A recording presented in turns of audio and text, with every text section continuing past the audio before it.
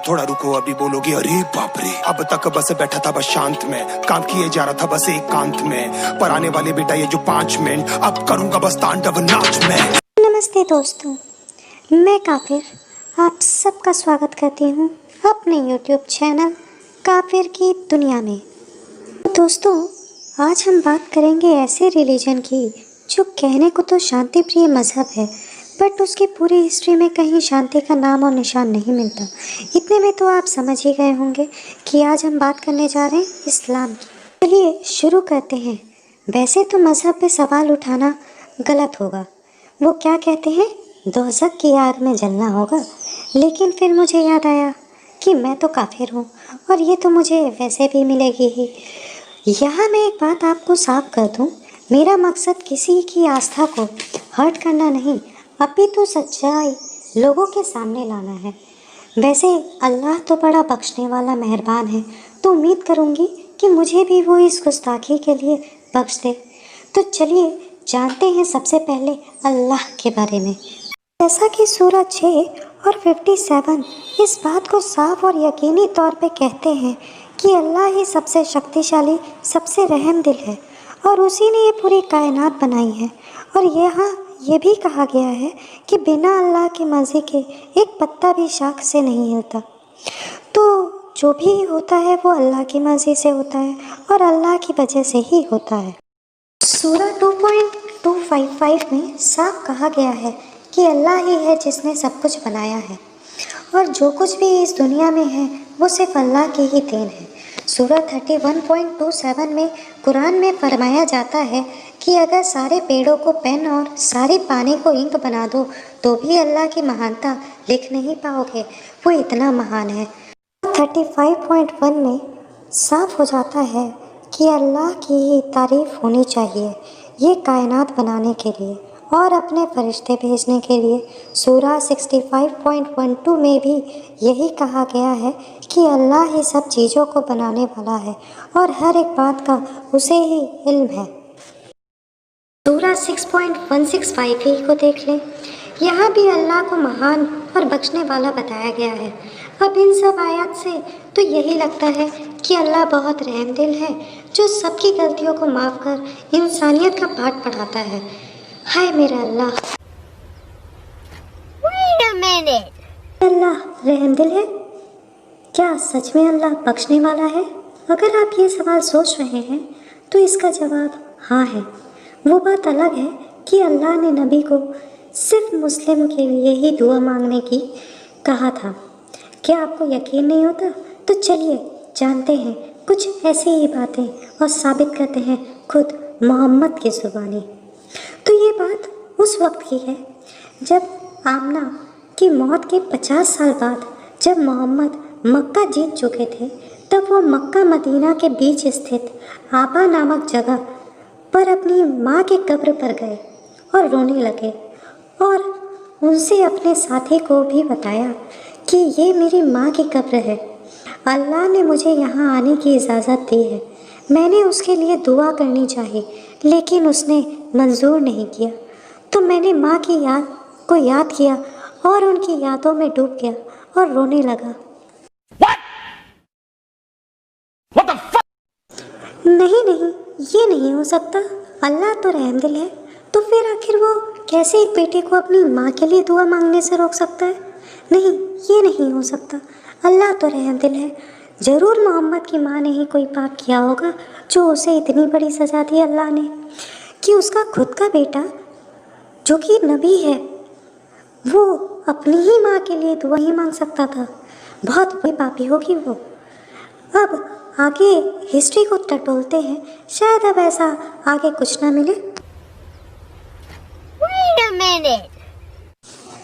अबू तालिब को तो आप जानते ही होंगे, ये मोहम्मद के वो चाचा हैं जिन्होंने मोहम्मद के दादा अब्दुल मुत्तलिब के मरने के बाद मोहम्मद को पाला पोसा था। उसे अपने बेटे से अधिक लाड प्यार दिया था, लेकिन जब वो अपनी अंतिम सांस ले रहे थे तो मोहम्मद ने उन्हें इस्लाम कबूल करने को कहा, लेकिन अबू तालिब ये कह के नकार दिया कि मुझे अपने पूर्वजों के धर्म पे अटल विश्वास है और मैं उसी विश्वास के साथ मरना चाहता हूँ। ये बात सुनकर मोहम्मद को बहुत बुरा लगा और वो वहाँ से ये कहकर चले गए कि मैं आपके लिए माफ़ी की दुआ करना चाहता था, लेकिन अल्लाह ने मुझे ऐसा करने से रोक दिया। और वो उनके मरने के बाद भी उनके लिए दुआ मांगने नहीं आए, उनके फ्यूनरल में शामिल नहीं हुए।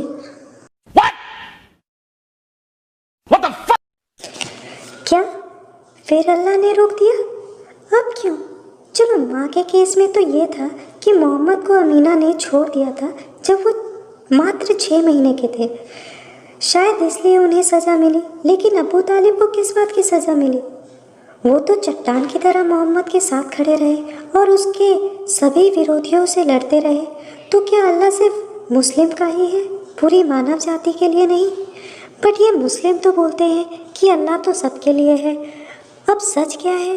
क्योंकि आमना और अबू तालिब दोनों मुस्लिम नहीं थे, इसलिए शायद अल्लाह ने मोहम्मद को रोक दिया। अब देखते हैं कि नॉन मुस्लिम यानी काफिर के बारे में क्या कहता है उनका कुरान। सूरह 12.2 में ये साफ है कि कुरान अरबी में नाजिल हुआ था ताकि ये एक विशेष कम्युनिटी ही समझ सके। इससे ये तो बात साबित होती है कि ये सिर्फ एक कम्युनिटी के लिए था, ना कि पूरी मानव जाति के लिए। वैसे ही सूरह 4.89 में साफ लिखा है कि काफिर से दोस्ती नहीं करनी चाहिए, बल्कि उनको मार डालना चाहिए। सूरह 2.221 में साफ कहा है कि जो नॉन मुस्लिम से तब तक शादी मत करो जब तक वो इस्लाम कबूल ना करे। इतनी नफरत! वैसे एक सवाल तो यहाँ उठता है कि आखिर ये काफिर है कौन? तो सूरह 2.98 काफिर की डेफिनेशन दी गई है वहाँ पे कि जो अल्लाह और उसके रसूल को नहीं मानता, जो जिब्राइल और मिकाईल को नहीं मानता, उसे काफिर कहा गया है। मीन्स अगर सिंपल भाषा में बोला जाए तो जो नॉन मुस्लिम्स हैं उन्हें काफिर कहते हैं। लेकिन नफ़रत करना अलग है। अल्लाह तो बख्शने वाला है, वो इनको बिना वजह नहीं मारेगा। तो जो लोग कहते हैं कि अल्लाह ने जिहाद बनाया है, ये सरासर गलत है। इस्लाम कभी भी जिहाद नहीं बना सकता। आइए देखते हैं क्या कहता है उनका कुरान इस बारे में। सूरह 9.5 में जो इस्लाम को ना मान के दूसरे धर्म में अपनी पूजा या आस्था रखे या मूर्ति पूजक हो, शिर्क करने वाला हो, उसे रास्ता रोक के मारने की बात कही गई है। वैसे ही सूरह 47.4 में तो साफ साफ काफिर को मारने की बात कही गई है। यहाँ तक भी कहा गया है कि अगर अल्लाह चाहता तो और भी तरीके से वो यह साबित कर सकता था कि नॉन मुस्लिम से मुस्लिम जो है वो सुपीरियर होते हैं, लेकिन वो ये चाहता है कि मुस्लिम जो है वो नॉन मुस्लिम से भिड़े ताकि ये साबित हो सके कि वो सुपीरियर है। हाय अल्लाह, ये क्या? आप तो रहमदिल बख्शने वाले थे, तो आखिर काफिरों से इतनी नफरत क्यों? और क्यों ऐसा कि काफिरों के लिए दुआ भी नहीं मांग सकते, जबकि हिंदू सनातन धर्म में सबके लिए प्रार्थना की जा सकती है, लेकिन ऐसा इस्लाम में नहीं? तो क्या हम ये मान लें कि इस्लाम सिर्फ मुसलमानों या एक जाति विशेष के लिए है, अल्लाह सिर्फ एक कम्युनिटी के लिए है, सबके लिए नहीं?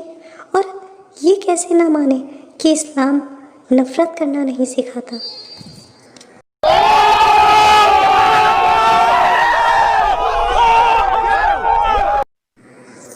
तो दोस्तों, कैसी रही हमारी ये वीडियो? उम्मीद करूँगी कि आपको पसंद आएगी और आप मेरे सवालों का जवाब भी देंगे। तो बने रहिए मेरे साथ, मिलते हैं अगली वीडियो में। तब तक के लिए शुभ रात्रि। ओम। पूरी अकड़ मिला दूं तेरी राख में, एक चुटकी में कर दूंगा खाक में, होगा थैनोस तू रैप गेम का ख्वाब में, ये एंड गेम बेटा टोनी स्टार्क में।